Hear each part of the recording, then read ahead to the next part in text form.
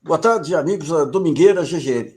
A música instrumental brasileira é um fenômeno, né? Nós temos o violão como uma reputação internacional, temos os sopros, o piano, mas nós temos um fenômeno interessante que é no bandolim. O bandolim gerou, nos anos 60, especialmente na segunda metade, até a sua morte, o maior instrumentista brasileiro, que foi o Jacó do bandolim. O Jacó foi de tal maneira massacrante que todo mundo que veio depois do Jacó no bandolim tocava que nem o Jacó. A escola Jacó ficou única. Até que, lá para as tantas, aí, no final dos anos 70, anos 80, explodindo nos anos 90, aparece um gigante aí do bandolim que se torna o maior instrumentista brasileiro, invertendo totalmente o estilo Jacó, trazendo um estilo pop, que é o meu amigo Amandinho Macedo. Amandinho, muito obrigado aqui por sua participação aqui no GGN. Obrigado, Nassif. Eu que lhe agradeço, rapaz. Que apresentação maravilhosa. Você que tem conhecimento disso, até porque é um grande bandolinista. Eu tive a oportunidade de conhecê-lo, né, na ocasião daquele projeto Brasil Musical, Isso. do nosso amigo Solon. Solon, é. Pois é. Você sabe que a primeira vez que eu escrevi na Folha que você tinha suplantado no sentido, encerrou um ciclo, Jacó, entrou o ciclo Armandinho. Eu achei que ia levar muita porrada dos músicos tradicionais, não levei não, viu? Eles já te olhavam com o respeito que se dedica aos grandes músicos mesmo. Mas tem uma cena que eu queria começar lembrando. O Jacó era muito competitivo. E ele era competitivo não apenas em relação aos contemporâneos dele, mas em relação aos talentos que ele sabia que surgiriam tempos depois. Conta aquele episódio do seu pai te levando para conhecer o Jacó. O que o Jacó fez, Amandinho? Foi no tempo que eu toquei na Grande Chance. Eu ganhei aquele concurso aqui em Salvador. Flávio Cavalcante me levou para o Rio de Janeiro. Eu fiz uma apresentação maravilhosa no Teatro Municipal. Eu tinha 15 anos de idade. E meu pai, doido para conhecer o Jacó, eu era cabeludo, fã de Beatles, já tinha uma história, né, com a guitarra e tal. Já tinha uma outra busca, né, na minha vida, mas o meu pai insistiu com isso. Ele tanto conseguiu o Dino, né, para me acompanhar na Grande Chance, né, ele era um seguidor mesmo, tinha Jacó como um grande mestre, foi e é, até hoje, o grande mestre Jacó do bandolim, né? À toa que a gente chama o bandolim de Jacó, né? Essa linguagem de bandolim brasileiro, que todos nós herdamos, né? Apesar das influências todas que vieram, né, posteriormente, mas o Jacó deixou uma marca, né, de qualidade, né, de paletada. Isso eu fui conhecendo aos poucos, né, já vinha conhecendo através do meu pai, mas como eu escutava pouco disco, escutava muito meu pai tocar, enfim, meu pai, né, o velho Osmar, né, daqui do trio elétrico. Então, ele aí tanto fez que conseguiu o endereço do Jacó em Jacarepaguá, e nós fomos lá na casa do mestre Jacó. E o primeiro encontro, ele não sabia muito da gente e tal, ele recebeu um pouco no hall de entrada, mas aí foi conversando com meu pai, ele gostou muito da conversa, mas nós tivemos um segundo encontro, que foi depois da final da Grande Chance, né, que aí é que ele já nos recebeu, né, no estúdio, no gabinete dele, e aí foi conversa para lá, para cá, e quando meu pai falou para o Jacó que eu tinha preparado para a final da Grande Chance o Moto Perpétuo de Paganini, aí o Jacó levantou assim, de, não, Moto Perpétuo? Mas ele não sabe música. Aí não sabe nada, aprendeu de ouvido. Aí Jacó, não acredito. Aí meu pai, Amandinho, toque o Moto Perpétuo do Jacó. E o Jacó, né, fumava cigarro pra caramba, cafezinho era de meia hora, Dona Dília, né, trazia o cafezinho. Aí trouxe o cafezinho para o Jacó, e meu pai, Armandinho, toque o moto perpétuo para o Jacó. Eu estava com o moto perpétuo afiado, né? Aí pronto, ali foi o meu grande teste, né? Tocar para o Jacó do bandolim, sentado na minha frente. Rapaz, ele pegou o cafezinho aqui, eu comecei o moto. Comecei aquela coisa, né, perpétua que não para, aquela velocidade. E está ali 1 minuto, 2 minutos, 3 minutos, e o Jacó com o cafezinho parado. Parado. Eu levantava a cabeça, né? Eu olhava ele assim, via ele com o cafezinho, eu digo, ele só pode estar brincando. Não é possível. Ele está com esse cafezinho aí, o moto perpétuo, que levava quase 5 minutos, e o Jacó com o cafezinho aqui parado. Rapaz, eu sei que eu fui. E ali, ao mesmo tempo, né, eu torcendo para não errar uma nota, né? Eu estou na frente do Jacó, que conhece cada paletada daquilo ali. Rapaz, quando eu encerrei o moto perpétuo, aí olhei para ele aí pegou o cafezinho. Quando ele provou, Adília, o café está frio. Rapaz, a dona Adília veio, mas Jacó, já tem quase 10 minutos que eu trouxe esse café, agora que você está bebendo e tal. Aí ele olhou assim para um lado do outro e fez, é verdade, né? E que ele se tocou, que ele estava segurando aquele cafezinho ali. Mas, rapaz, enfim, né? Ele olhou assim, ele ficou espantado, porque o Moto Perpétuo é uma música que eu tirei de ouvido e nota por nota na vitrola, né? Eu ficava voltando. Eu baixei a rotação da vitrola em casa, né? Aquela radiola, né? E para poder pegar, tanto é que ela ficou em sol maior, ela é em dó, o original, mas eu achei que em sol era o tom perfeito para o bandolim, e aprendi ela toda, transpus toda a digitação dela para sol. E o Jacó aí, rapaz, ficou olhando assim, de ver, né? Porque é uma coisa muito técnica, né? Aquilo foi um grande exercício para mim, aliás.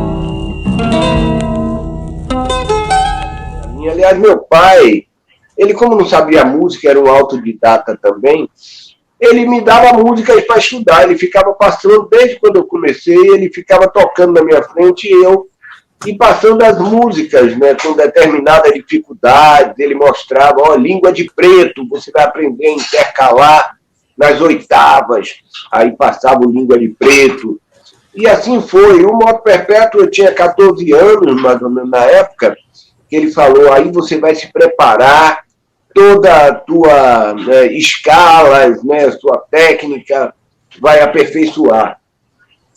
E foi o meu grande e último estudo, né, de meu pai, porque a partir daí, realmente, eu começo a gravar, eu morei no Rio, eu fiz uma apresentação, né, apoteótica no Teatro Municipal, e o Jacó assistiu também, Dona Adília gostava muito de mim. Então, eu era aquele menino, né, que não tinha pretensões assim de nada, eu estava estudando, ganho um concurso, vou parar no Teatro Municipal do Rio de Janeiro, e gostava de Beatles e Rolling Stones, aquela coisa. E tinha comigo também aquele cavaquinho elétrico do meu pai, que era o cavaquinho do trio elétrico. Quando chegou essa amplificação de guitarra e tudo, eu já tinha amplificador, eu já tinha um cavaquinho elétrico, só foi comprar uma guitarra, para eu aprender também guitarra. Então, a história se misturou tudo isso. O Armandinho, e o cavaquinho elétrico era a afinação do cavaquinho mesmo? Não, meu pai começou a tocar isso com 10 anos de idade, eram os bandolins da minha avó, minha tia, no interior da Bahia.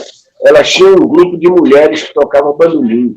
Então, meu pai pequeno, e gostava do negócio, aí começou a dedilhar o bandolim da minha tia e tal, e começou a aprender. Ela foi ensinando a ele umas coisas, e ele foi aprendendo.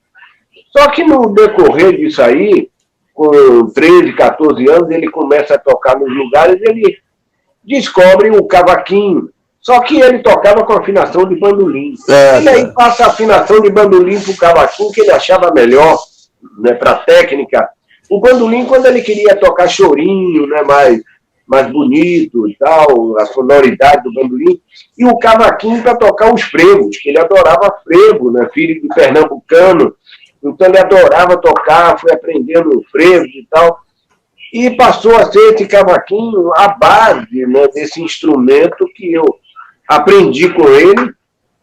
Em seguida ele eletrifica isso junto com o Dodô, né? Passam a fazer festas com amplificação, e isso nos anos 40. Né? Eles foram... O seu pai tinha uma habilidade, uma habilidade manual assim, lendária. Eu lembro lá atrás, muitas décadas atrás, eu conversando com o pessoal da Odebrecht, disse que quando tinha que fazer uma ponte mais enrolada em cima de um corpo, era o seu pai que dava soluções. Ele não tinha ensino formal nenhum, era tudo aprendizado na vida. Ele dependia sempre de um engenheiro para fazer os cálculos. Ele bolava, né, a ponte, a maior ponte aqui da Bahia, quando foi feita a ponte que ligava a Itaparica, lá para Nazaré das Farinhas, que era um trecho pequeno, que não é essa ponte que se fala de Salvador e Itaparica. Mas aí chamaram meu pai e ele bolou toda a forma de fazer os pilares em terra e levar para dentro d'água. Ele bolou uma coisa que foi inovadora na construtora. E todo problema que tinha para resolver na Odebrecht, chamavam meu pai. Chama Osmar, já era o resolvedor, né, na construção civil. Ele quis ser músico. Ele, na verdade, com 18 anos, 19, ele estava fazendo o curso de torneiro mecânico, que ele perdeu o vestibular de engenharia e tal. Aí ele começou a fazer curso técnico. E nesse curso de torneiro, ele vai cursar o Senai em São Paulo. E leva meses, quase um ano em São Paulo, e como fã ardoroso do garoto, ele acaba conhecendo o garoto. E aprende a tocar guitarra havaiana. A garota adorou meu pai, levava meu pai para programa de rádio. Olha só. Meu pai adorando aquela convivência ali com o grande ídolo da vida dele, e foi até ele morrer, ele falava de garoto como um cara que, maior conhecedor, né, as harmonias eram diferentes, tudo de garoto era inovador, era diferente. Então meu pai teve aquela convivência com o garoto, mas percebeu ali que a vida de músico era muito difícil. Ele via aqueles músicos todos que tocavam na Rádio Nacional, sei lá, aquela rádio que ele ouvia daqui de Salvador, e ele viu que a dificuldade era muito grande de sobrevivência dos músicos. E ele já tinha uma coisa, né, com a metalurgia e tal, com esse ramo. Quando ele volta para Salvador, ele volta certo de montar a metalúrgica dele, a história dele, porque música passou a ser um hobby, uma coisa de fim de semana para ele, mas a vontade de ser artista nele era muito grande. Tanto é que quando ele eletrifica com Dodô e faz os primeiros instrumentos de cepo maciço, né, do Brasil, a partir de 1942 eles começam essa experiência. Ele conhece o Dodô, que tinha essa mesma ligação, né, com o captador e tal. E aí, tudo que meu pai queria era sair para tocar. Então, quando ele viu que Dodô ligava na bateria do automóvel, ele, vamos embora botar no carrinho, vamos sair tocando na rua. E acabam inventando o trio elétrico. Olha, né, no Ford 29 que meu pai tinha. Agora, você falou que a sua formação era Beatles e rock em geral. Olha, a base dela vem toda da musicalidade do meu pai, tudo que ele tocava, os frevos que ele tocava, os chorinhos. Então eu tive conhecimento, né, do Jacó, do Luperce, podia dizer do mais popular, né, uma das primeiras músicas que eu quis aprender foi o Brasileirinho, né? Então, eu tive essa formação de base, tanto que a minha música era o bandolim, mas quando eu me apaixonei por Beatles, aí que entra a guitarra na minha vida. Aí eu já tinha 12, 13 anos e começo a tocar guitarra ouvindo Beatles, Rei do Iê, Iê, Iê e tal, aquela história. Meu pai ficava até, pô, meu filho, você está deixando o bandolim de lado e tal. Só que quando eu entrei o meu primo Papau, né, que é um primo que eu tenho aqui, que me levou para me matricular nesse programa Caminho da Grande Chance, aí eu digo, não, meu instrumento que eu posso mostrar melhor, inclusive tem um filho do Jacó do bandolim no jurado, que era o Sérgio Bittencourt, é o bandolim. E aí foi com o bandolim que eu começo a fazer meus primeiros discos, era o meu instrumento de base, né? Ainda não tinha essa habilidade com guitarra, com nada disso, era uma paixão na minha vida que foi me influenciando e foi passando toda uma história. Depois veio o Jimi Hendrix e eu fui absorvendo aquilo, porque eu já tinha o elétrico, né? Eu já tinha. E aquele cavaquinho do meu pai, né, que ele traz de lá desde os 10 anos de idade e tal, com afinação de bandolim, esse cavaquinho passa a ser a minha guitarra. Eu passo a usar ele como guitarra. E até no meu conjunto de iê, eu tocava o guitarrão, aí num determinado momento eu pegava o cavaquinho e eu queria mostrar alguns rocks, alguma coisa, eu queria mostrar que aquele cavaquinho também fazia a mesma coisa, né, que a guitarra. E quando eu dou o Moraes Moreira sai dos Novos Baianos, o Moraes me chama para tocar com ele porque eu tinha essa ligação, né, do acústico, ele tinha me assistido já aqui no trio elétrico, já tinha uma relação minha do programa Grande Chance, porque ele assistiu, Baby do Brasil assistiu, até hoje ela comenta o programa do Flávio Cavalcante, né, que ela estava começando a carreira dela, né, de cantora. Então foi um programa que marcou muito, né, as pessoas dessa minha geração, né, para cá. O seu encontro com a Cor do Som? Pois é justamente aí, quando o Moraes sai dos Novos Baianos, ele me chama logo, eu recebo um recado do Ali Salomão, o Moraes quer falar com você, saiu dos Novos Baianos e tal. Eu aí tinha uma viagem para São Paulo, fui para o Rio de Janeiro e liguei para Moraes. Foi uma afinidade, né, de cara. Começa a tocar com o Moraes adorando, né, tocar chorinho, aquela batida de violão que ele tinha, era perfeito.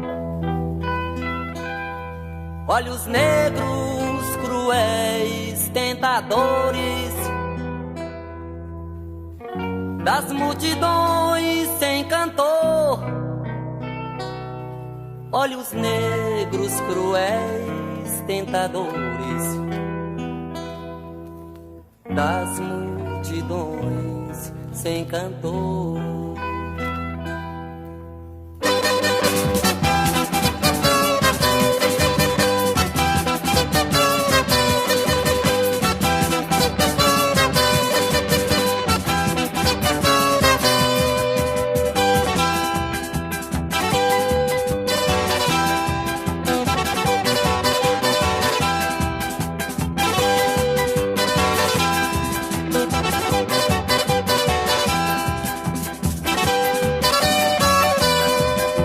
Já trazia ali a percussão, o balanço, tudo. E aí eu comecei a fazer, eu faço minha primeira música com ele, Davi Licença, que é um chorinho.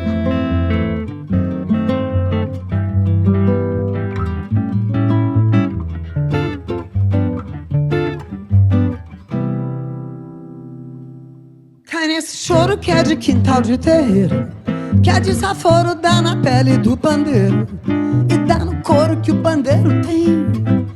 Aro de ouro, aro de ouro, aro de ouro, soalho de prata, sandália de prata, quem tem? Diga, menino. É a morena, é a morena, é a moreninha, a mulata também. Na torre o sino, na torre da igreja o sinal. Na terra do menino o tom é natural. O tom é dó maior, menino segue o tino. O tino destino, o tino destino, o tino destino, o destino do som. O choro é bom, o choro a lágrima, da lágrima rima, dos olhos da menina, na mina o ouro da mina. Cai nesse choro que é de quintal de terreiro, que é desaforo, dá na pele do pandeiro, que é dar no couro que o pandeiro tem. Aro de ouro, aro de ouro, aro de ouro. Soalhos de prata e sandálias de prata. Quem tem, diga menino, é a moreninha, moreninha, moreninha, mulata também. Então aí ele começa a formar a banda. Dade saiu também do Novo Baiano, aí começa a tocar e a gente começa.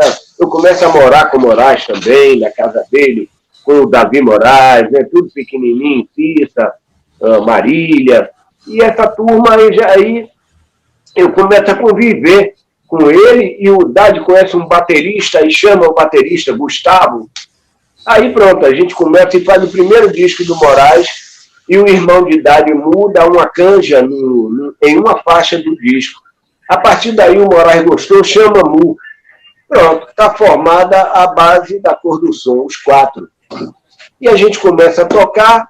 Ari Dias tinha ido para o Rio de Janeiro com um grupo dele tocar, e eu chamo para tocar no trio elétrico, para gravar nos discos de trio elétrico, que a gente começa a fazer também os discos do trio elétrico Dodô e Osmar.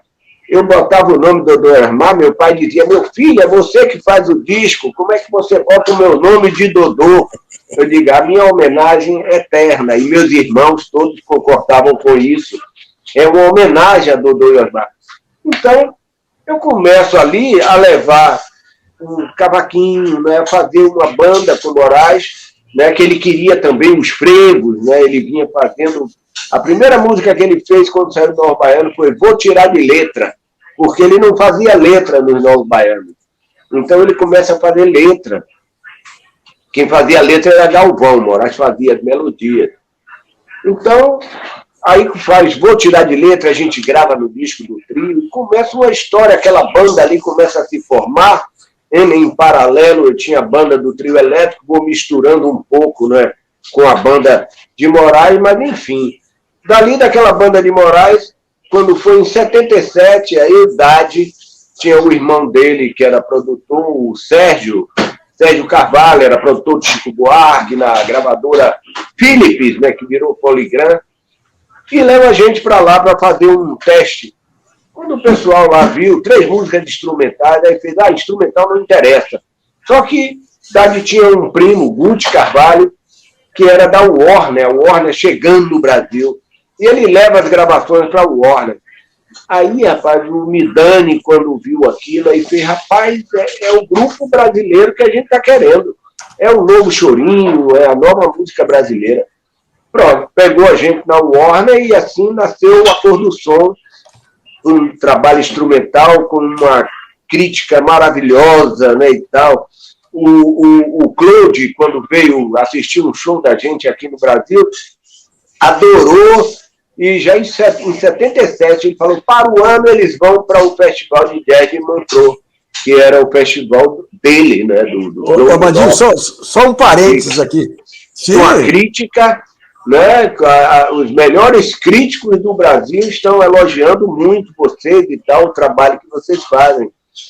Então, isso foi... Mas acontece que, quando chega no terceiro disco da Cor do Som, a Warner aí, né, digo, pô, mas esse instrumental não vende, não era o que eles queriam, né? Mal passava de 12 mil discos vendidos. Eles sugerindo, né, o Midani, que era um cara super...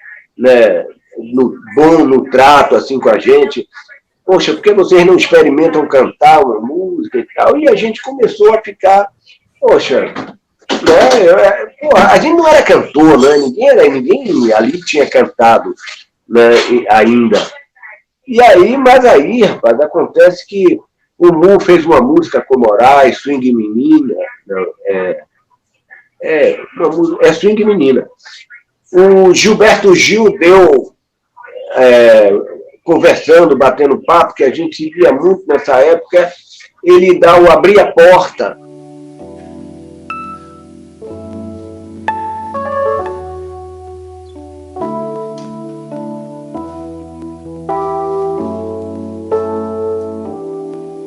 Abre a porta,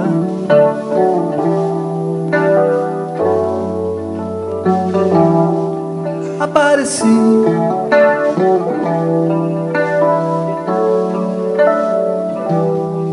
a mais bonita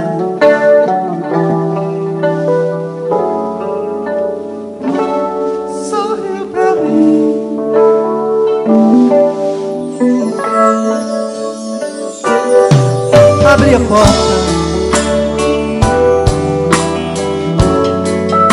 A idade chegou lá, poxa, Gil me deu essa música aqui, abrir a porta.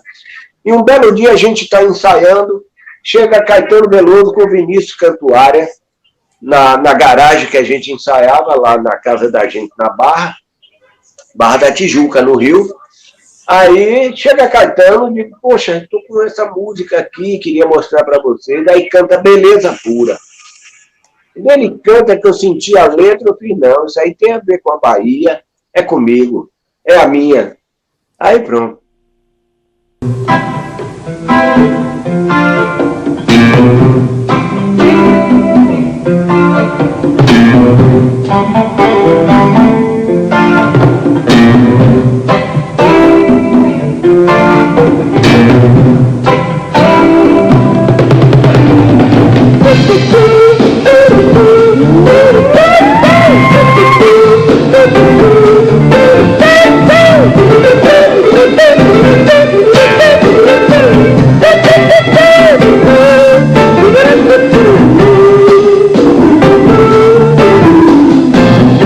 Amarrar dinheiro não, mas por tesoura, dinheiro não, a pele escura, dinheiro não, a carne dura, dinheiro não, moça preta do pulso, beleza pura, federação, beleza pura, boca no fio, beleza pura, dinheiro não.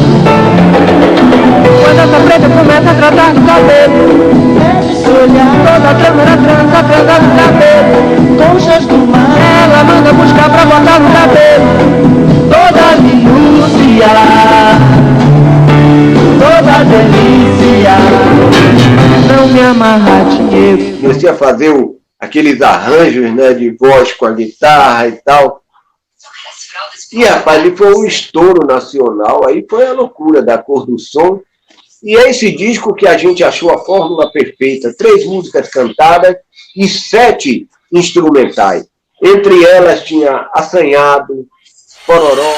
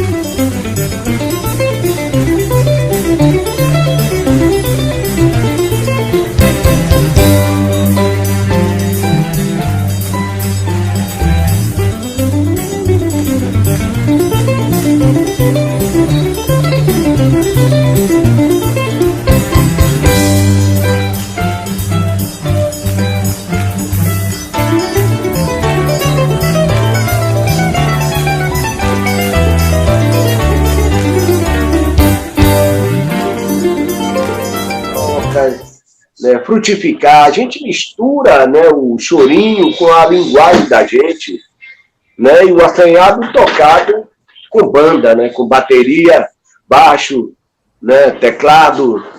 Então foi uma novidade, né, esse assanhado, inclusive, né, serviu de referência. O próprio Hamilton de Holanda, ele fala, rapaz, quando eu escutei o assanhado, o Pororoca de tal, ele já tinha um tempo já, eu já tinha até saído da Cor do Som, ele fala que aquilo mudou a relação dele, né, com a música, né, que ele fazia, e quando eu conheci o Hamilton também, com 7 anos de idade, o pai dele, o Américo, me levou para um almoço, eu quero que você conheça meu filho, aí que eu conheci o Hamilton, ele ficava impressionado da forma que eu tocava, né? Ligando o instrumento com correia. Até hoje ele fala isso. Pô, ele ficou impressionado e passou a seguir, não é? Todos os meus instrumentos, toda aquela eletrônica que eu levava.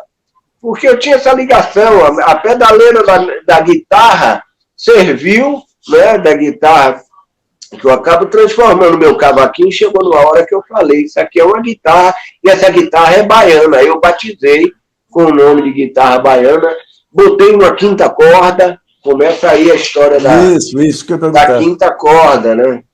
Então... Badinho, eu te interrompi uma hora que você estava falando que vocês foram para Montreal ou Montreux?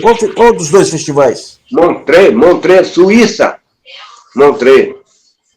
Não, nós fomos em 78, tocamos lá, Festival Jazz de Montreux, inclusive foi a primeira banda brasileira a tocar no festival, e o pessoal conservador do jazz era contra, porque chamava a gente de banda de rock.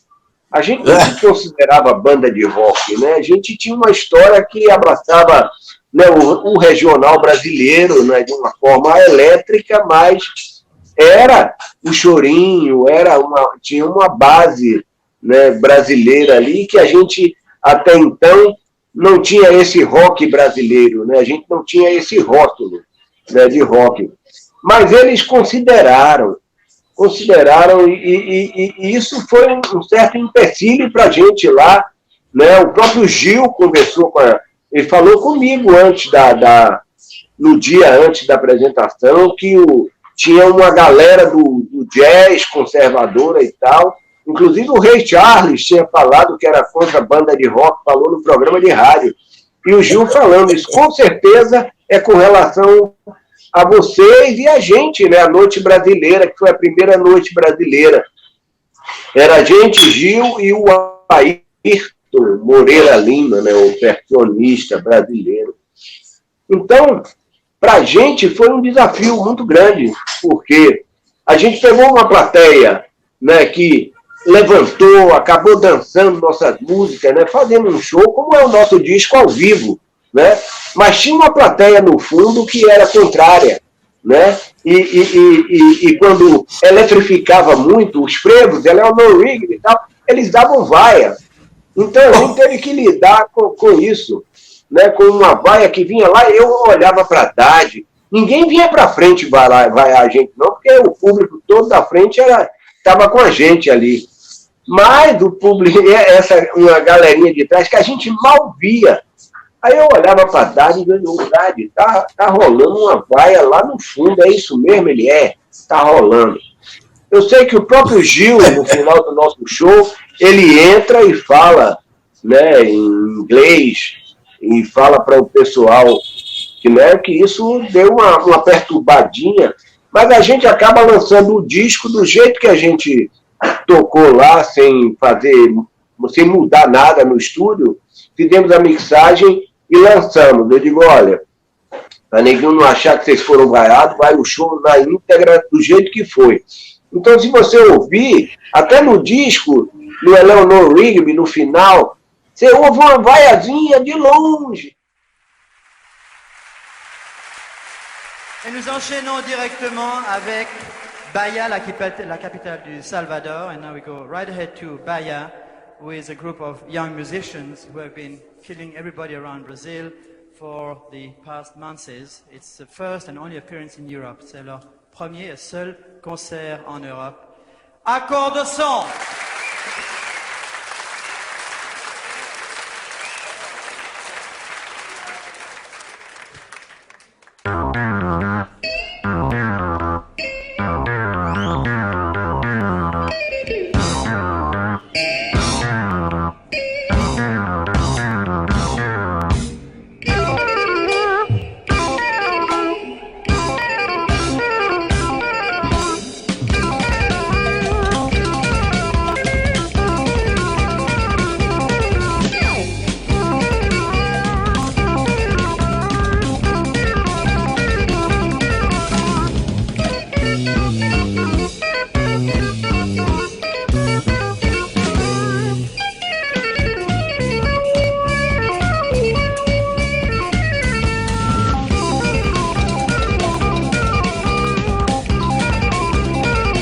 Mas eu vou lhe dizer, pode ter 10 mil pessoas lhe aplaudindo, mas se uma devaia fizer assim, incomoda, cara, sabe?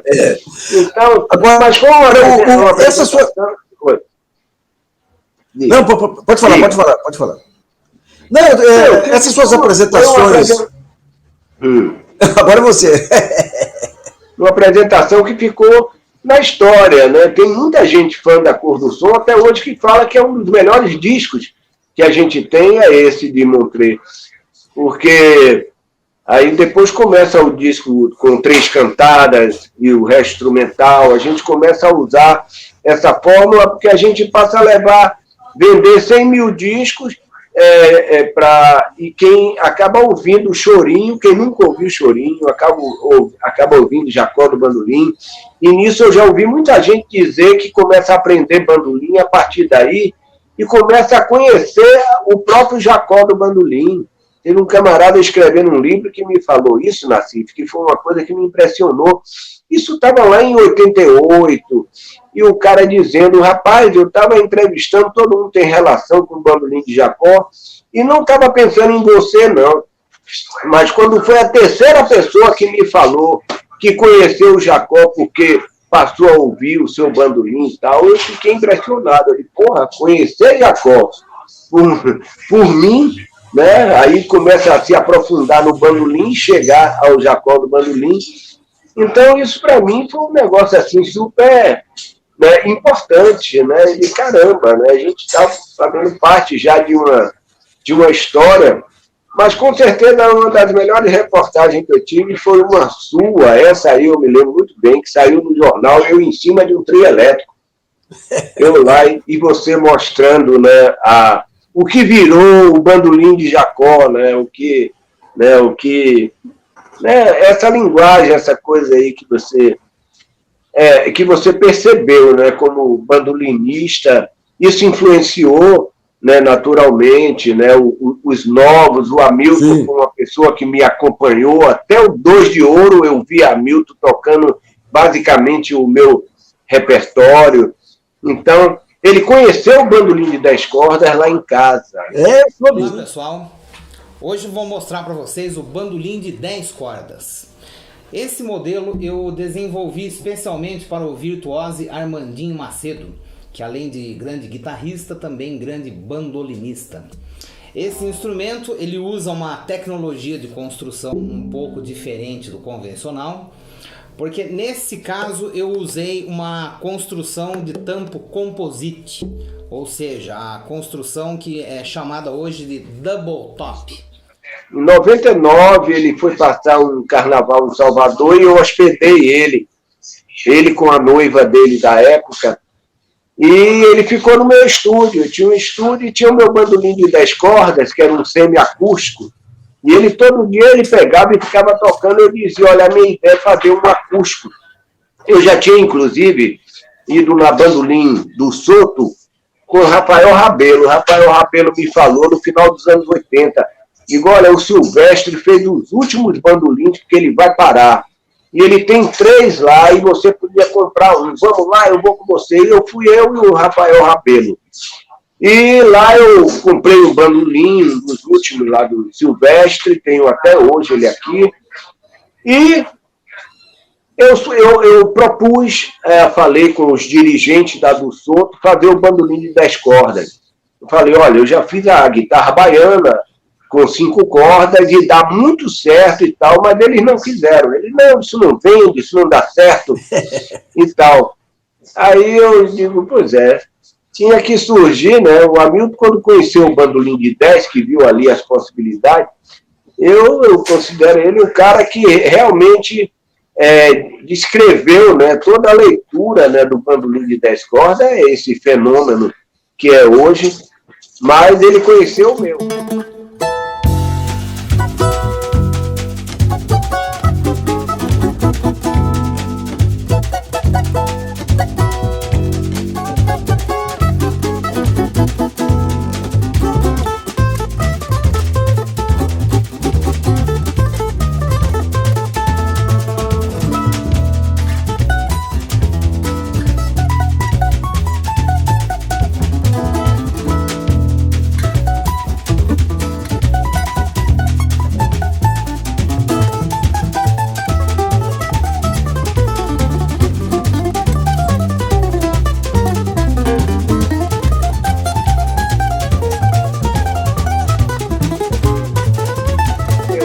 conheceu lá em casa. Eu perguntei, o primeiro bandolim de 10 que você viu foi o meu, né, meu? Eu falei, foi o seu. Ele disse, tá bom.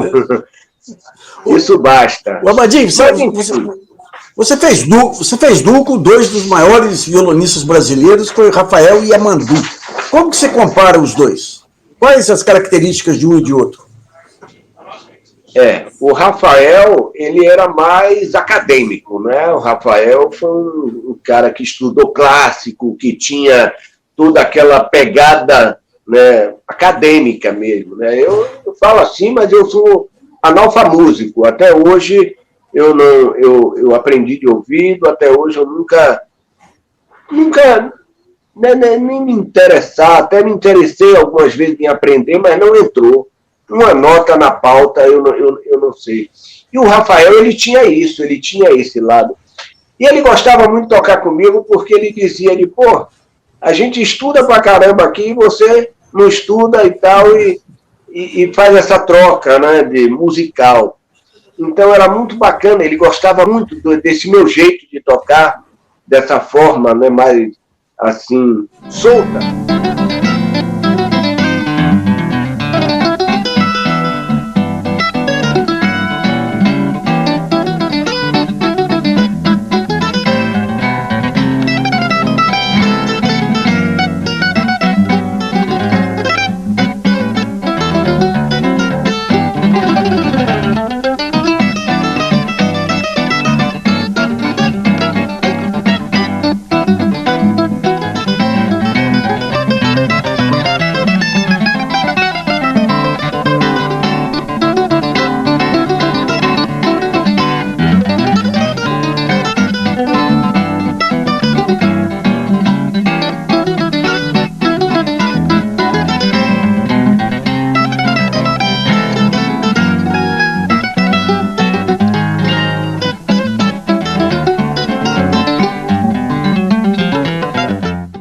E a Amandu é assim também. E a Amandu tem esse lado, né, que é meio... Né, aprendeu assim com a vida, nas noites. O pai dele tinha um conjunto de tocar nas noites, nos bailes, e a Amandu acompanhava isso desde os 4 anos de idade. Então ele, desde pequenininho, que ele já canta, já tinha um microfone para ele. Então ele foi aprendendo assim, nas noites, né, Então, ele é muito parecida essa relação musical que eu tenho com a Amandu, apesar de que isso dava muito certo com o Rafael Rabelo.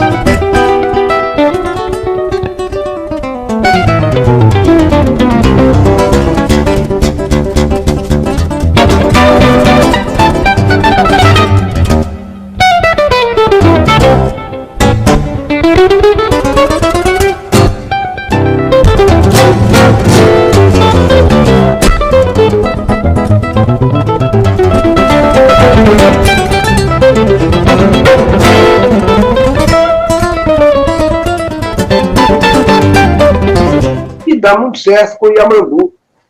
Então, são dois jeitos de tocar diferentes, dois gênios, né, na forma de tocar, né, diferenciada, mas que o Yamandu tem o maior respeito e admiração, né, e aprendeu muito ouvindo o Rafael Rabelo. Isso. Uma coisa que me chamou muita atenção, você sempre foi super rápido, mas eu lembro uma vez que eu fiz um sarau em casa, você, o Yamandu, os filhos do bar, apareceram 2 da manhã lá. E daí o Yamandu muito novo ainda. E o Yamandu a 500 por hora, parecia aquele potrinho que ainda não está, saia correndo, e você, já com a experiência da idade, falou, vai mais devagar, embora pudesse acompanhar a velocidade dele. O Dominguinho também teve esse papel com ele também, né, de domar o potrinho selvagem, né? Não, ele chegou, né? Ele falava que desde os 10 anos, 11 anos, o pai dele era muito meu fã e mostrava os discos, né, meus para ele, as músicas que interessavam, as instrumentais. E ele já gostava muito dessa coisa técnica, né, essa ligação com a velocidade. E quando ele chegou querendo mostrar isso, né? Mostrar esse lado dele, ainda daquela forma desenfreada, né? Sem aquele estudo técnico, aquele apuramento que tinha o Rafael Rabelo, né? Mas com a vontade, a garra. E era interessante, era excitante, né? Tinha uma excitação naquilo, né? Às vezes, eu falava para ele, Yamandu, calma, eu dizia para ele, olha, você quando improvisar, eu vou ficar quieto. Agora, quando eu improvisar, fique quieto também. Ele não conseguia. Se eu desse uma carretilha, parecia que eu estava xingando a mãe dele. Ele saía atrás. Ele não consegue, rapaz. Se você mandar uma coisa assim, parece que mexeu com ele, com o sangue dele ali. Então, ele veio, como é que diz? Veio acalmando, né? Veio domesticando esse instinto, né? Ele veio, e eu vi, inclusive, com Paulo Moura, com Dominguinhos foi muito mais. Aí eu vi ele buscar a melodia já de uma forma mais tranquila. De lá para cá eu vejo Yamandu, rapaz. Yamandu é um fenômeno, é um cara que eu tenho uma maior admiração. Ele está me esperando lá em Lisboa, ele está morando lá, e ele vive me falando, vamos fazer o nosso disco. Ele não quer passar sem a gente gravar. A gente começou, né, na época, o Solon foi que trouxe Yamandu para tocar comigo. Solon falava, ele tem a maior vontade de lhe conhecer e tocar com você. E aí, chega Yamandu, quando chegou, ele já tocava todo o repertório que eu fazia com o Rafael Rabelo, ele já tinha o disco todo meu com o Rafael na cabeça, no dedo. Então, já chegou tocando. Na segunda música que eu toquei com ele, eu falei, cara, a gente já está pronto, a gente já pode sair. Foi no estúdio lá do Solon, que ele fez na época do Brasil Musical. Eu estava gravando lá o meu disco, Retocando o Choro. E ele chega com o Yamandu. Ele já havia me falado, vinha falando do Yamandu. Esse menino tem que conhecer. O Rafael tinha morrido, né? Pouco tempo antes. Então, a gente tem um show inesquecível, que foi a primeira apresentação do Yamandu aqui em São Paulo, do Tom Maior, se não me engano, que o Yamandu entra no palco com você. O Yamandu era um moleque, ele ficava no intervalo jogando bola no corredor lá. Ele entra no palco com você, para mim foi uma cena inesquecível. Você já consagrado, já, e vocês ficaram tocando um para o outro, parecia 2 galos de rinha, um olhando e tocando com o outro lá, que foi uma cena fantástica. Aquele foi o primeiro encontro de vocês também? Olha, no palco foi, dali do Brasil Musical, né? Isso. Naquela... Como era o nome daquele teatro, né? Acho que é Tom Maior, né? Tom Maior, não é Tom Maior. Tom Brasil. Tom Brasil. Eu sei que foi a nossa primeira apresentação, assim, para o público. E tinha Hermeto Pascoal, estava, né? Eu acho que Hermeto gostou muito e tal, elogiou lá dentro, ele ficava... Eu sei que era interessante, era isso como você falou, rapaz, a gente ficava porque era uma coisa assim, se fizesse uma coisa, era uma provocação, né? Se fizesse uma carretilha, né? Principalmente as carretilhas. Eu cheguei, teve uma ocasião que eu falei, pô, Yamandu, até o Noite Carioca tá virando uma pauleiraça, vamos dar uma acalmada, vamos fazer as músicas mais tranquilas, vamos fazer de forma mais tranquila e tal. As pauleiras a gente quebra o pau, né? E falava isso, mas quando chegava na hora ele não segurava muito né, os ânimos. Mas eu sei que, rapaz, da natureza, né? O Armandinho, o Solon, que fez essas temporadas inesquecíveis, me contou uma vez que ele levou vocês a Jerusalém, e você deixou lá Jerusalém em pólvora, lá em polvorosa, lá com o seu show. E como é que é? E disse que você também entrava à noite, olhava para Jerusalém e ficava todo encantado com o aspecto religioso da cidade. Como é que foi essa temporada lá? Não, foi a primeira vez, em 96, isso. Olha, foi muito bom, né?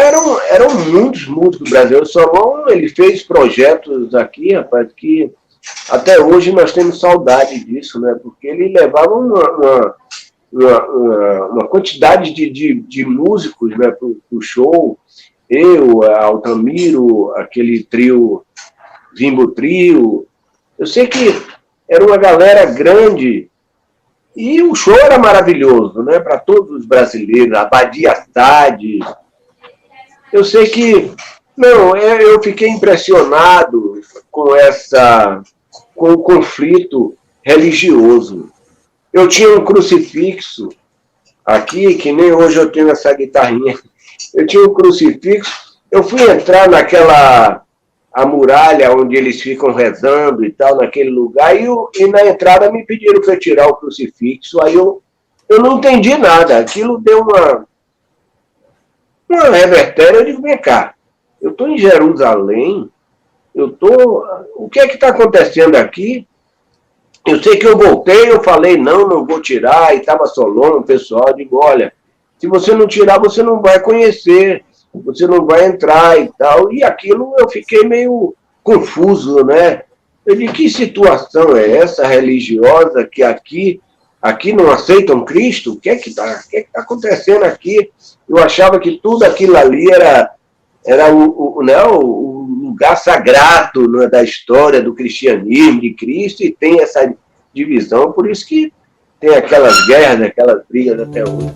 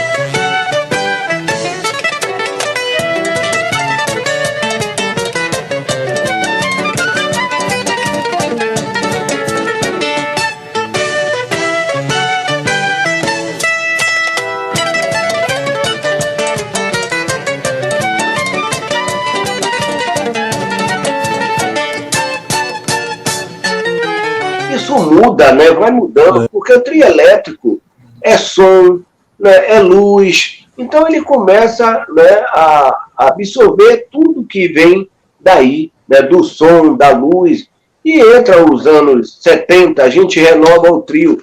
Foi o que eu fiz no trio elétrico, eu começo a transformar aquele cavaquinho, violão e aquela percussão de charanga de carnaval. Eu queria uma banda, eu queria que meu trio fosse a minha banda de rock. Eu queria mostrar ali Beatles, Hendrix, eu queria mostrar o meu cavaquinho e guitarra. É aquela história que eu levo para cima do trio elétrico. Aí boto a bateria, o baterista, meu irmão no contrabaixo e monto uma banda em cima do trio. E quando a gente começa a gravar o primeiro disco, o Moraes que canta a música, né, do que meu pai tinha feito para comemorar o Jubileu de Prata. Nessa, vem o carnaval desse ano, que a gente gravou o disco, a música cantada estourada, eu convido o Moraes para ir no trio elétrico. Eu falei, olha, o trio é instrumental, mas você vai lá em cima com a gente. Eu sei que quando ele viu meu pai pegar um microfone lá naquelas cornetas, boa noite, meus amigos. Aí quando ele viu o microfone, ele, Armando, dá para cantar? Não, aí sai nas cornetas, é muito ruim, Moraes. Não, dá para cantar, vamos lá. Aí a gente chamava o microfone de meus amigos, que era o microfone que meu pai dava, boa noite, meus amigos. Aí, pega ali os meus amigos. Pega os meus amigos. Aí toda hora o Moraes, pega ali os meus amigos. Aí pegava os meus amigos, ele cantava aquele som de corneta, que era pro cavaquinho, né? Mas a música era sucesso. Aí foi dando certo isso, e assim os outros trios começam a ver, né? Vem chegando novos baianos também. E porra, pode cantar no trio? Aí meu pai, aí pode, o trio é de vocês, pode cantar. Aí Baby, né? Cantora, né? Tá até então só com o Pepeu e Jorginho lá tocando, começa a cantar também, Paulinho Boca de cantor e tal. E pronto, aí Moraes, meu pai declarou logo, Moraes, o primeiro cantor de trio elétrico, em plena Praça Castro Alves, né? Meu pai era um cara visionário, né? Ele já via as coisas. Tanto é que o nome do trio, no primeiro ano, Dodô Osmar, não, meu filho, o trio é seu, é você que sola, é você que toca, tem que ter o seu nome. Aí bota o meu nome lá bem grande, Armandinho. Aí, mas eu nunca tirei o Dodô e Osmar. Acaba ficando Armandinho, Dodô e Osmar. E a coisa ia por aí, né? E eu sei que aí começa a surgir os outros conjuntos, já no começo dos anos 80, final dos anos 70, aí vem o Chiclete com Banana, vem chegando Asa de Águia, vem chegando uma galera já fazendo trio de bloco e tal, e todo mundo já cantando e botando som. Novos Baianos fez uma inovação que foi levar o PA do show que eles faziam para cima do trio elétrico. Aí saiu um trio com PA. E a gente, acompanhando também isso, né? A gente que foi o primeiro a formar banda, botar cantor, botar bateria, a gente vai porque a gente tinha necessidade também de eletrificação. E já trabalhava naturalmente com shows de palco, a gente começa a misturar a sonoridade, e aí começa a vir o cantor de trio, e começa a guitarra baiana, né, no começo dos anos 80, ainda se solava muito no trio elétrico. Mas eu sei que o cantor toma conta do negócio, vem as famosas, né, Daniela, a Luiz Caldas, né, Ivete, aí a coisa, né, Cláudia Leite, aí ninguém segura esse carnaval, né, rapaz? Aí vem a turma do pagode, eu sei que cada ano vem uma coisa, né, para cima do trio elétrico, e eu sei que é uma situação, mas como é um carnaval muito populoso, a gente tem o nosso público, a nossa pipoca, nunca tivemos bloco, é aberto, como queria meu pai, né? A vida inteira, meu pai, não. A gente fez o trio para tocar pro povo.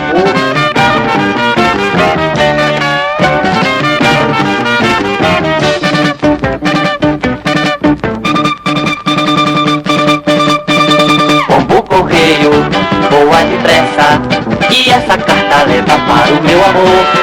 Leva no bico que eu aqui fico esperando pela resposta que é pra saber se ela ainda gosta de mim. Pombo correio, se acaba o desencontro acontecer, não perca nem um só segundo. voar o mundo, se preciso for. O mundo voa, mas me traga uma notícia boa. Como o correio, voa ligeiro, meu mensageiro, e essa mensagem de amor leva no bico que eu aqui vivo cantando, que é pra espantar essa tristeza, que tem certeza do amor traz como o correio. Desse caso eu lhe conto, por estas linhas a que ponto quer chegar meu coração. O que mais gosta, voltar pra mim seria assim a melhor resposta. Não pode fechar numa corda, não pode fazer isso. Aí a gente dependia sempre de um patrocínio que segurasse essa onda aí, e é o que a gente mantém até hoje, viu? É o que a gente faz, Armandinho, faz até hoje. A maior homenagem que eu já vi um músico fazer para o seu pai foi você, quando, nos últimos dias do seu pai, que você fica do lado da cama dele, tocando para ele. Como é que foi Olha, na verdade, tocando para ele já dorpou, né? Porque a gente já tinha consciência ali nos últimos 10 dias dele hospitalizado que não tinha mais volta, né? Que já era... E a gente, por várias vezes, a gente fez isso, eu, meus irmãos, né, a Ritinha, que mora na França, estava todo mundo aqui em volta dele, né, nos horários que a gente podia, porque era uma UTI, mas aí levava um instrumento, era proibido. Os médicos, quando viram isso, inclusive, não pode porque é UTI, não pode fazer isso e tal, apesar de que ele estava num quadrado assim, fechado, né, por panos e tal, mas a gente tocava e a gente cantava para ele, cantava muito o Pombo Correio, né, que era uma melodia dele, que ele fez em 53, fez quando eu nasci, essa melodia, e Moraes botou a letra, né, nessa época que a gente começa a fazer os discos de trio elétrico, começa a morar junto, né, e tal. Eu sei que a gente cantava e a gente via o semblante dele, né, assim, de felicidade. Conforme ele foi apagando aquele semblante de felicidade, de, sei lá, de vida realizada, né, ele era muito feliz com o que ele fez, com o que ele foi, com os filhos, né? Ele ficava sentado no trio elétrico olhando a gente tocar, né? E maravilhado. Às vezes ele ficava cansado, pedia para vamos parar já de madrugada, de amanhecendo, coitado. Aí eu, peraí, meu pai, mais um pouquinho. Ele, o que é que você me pede, né? Que eu não faço, né? Ele tinha uma coisa assim comigo, que era uma realização dele, né? Tanto que ele me liberou com 15 anos para morar no Rio de Janeiro, para ser músico, quando ele viu aquela possibilidade, né? Aquele estouro do programa do Flávio Cavalcante, aquela coisa toda, né? Gravar disco, tudo, era tudo que ele quis na vida dele. Eu fiquei um ano no Rio, mas no ano seguinte ele me pegou, olha, agora volte para estudar, completar seu curso aqui, porque isso aí não vai durar a vida toda, né? Aquela... Maravilha. Eu sei que durou a vida toda, rapaz, só paramos com essa pandemia, viu? Essa praga aí, né? Essa pandemia é que eu confesso, não me preparei para isso. Eu sou um cara que vivo de tocar, e você não pode tocar, você não tem público, você não, sabe? Isso é uma situação triste, preocupante, e estamos atravessando, né? E eu dando graças a Deus, porque pelo menos a saúde, né? Que é o objetivo maior disso agora, né? É o que eu digo, né? Por que é que tem lockdown? Por que é que tem essas coisas? Porque tem que segurar isso, cara, porque senão vai morrer muita gente, né? E a gente não quer isso. Eu vou chamar na sala aqui o nosso parceiro, o Edu Jones, que tem um recado aí para os nossos espectadores aí de curtir. Como é que é, Edu? É isso aí, gente. Eu conto com o like de vocês, né? Ô, Armandinho, grande entrevista, história da música aí, do Bandolim de 5 cordas, muito legal. Obrigado. Agora, eu queria convidar os amigos aí que, porventura, não assistam no dia que a Domingueira for ao ar, contar com isso na playlist, né? Porque ela vai ficar para sempre, Armandinho. Então, esse depoimento, ele vira história na TV GGN. E o like de vocês, a colaboração de vocês no site, né? A gente conta muito com isso para a gente sobreviver e continuar fazendo entrevistas como essa. Então, eu te agradeço, estou muito feliz e eu acho que os nossos amigos aí, telespectadores, também estão muito felizes. Parabéns aí pelas perguntas, Nassif, e pelo desenrolar todo. Muito feliz mesmo. Não esqueça de dar o like, que é isso que faz a gente ir para frente. Um abraço. Isso aí. Um abraço, Edu. Obrigado aí por esse contato maravilhoso, viu? Essa pessoa aí tem uma importância muito grande aqui, desde quando conheci o grande Nassif. Foi bandolim aqui, mas não rolou nada. Vamos terminar com 10 cordas aí. É.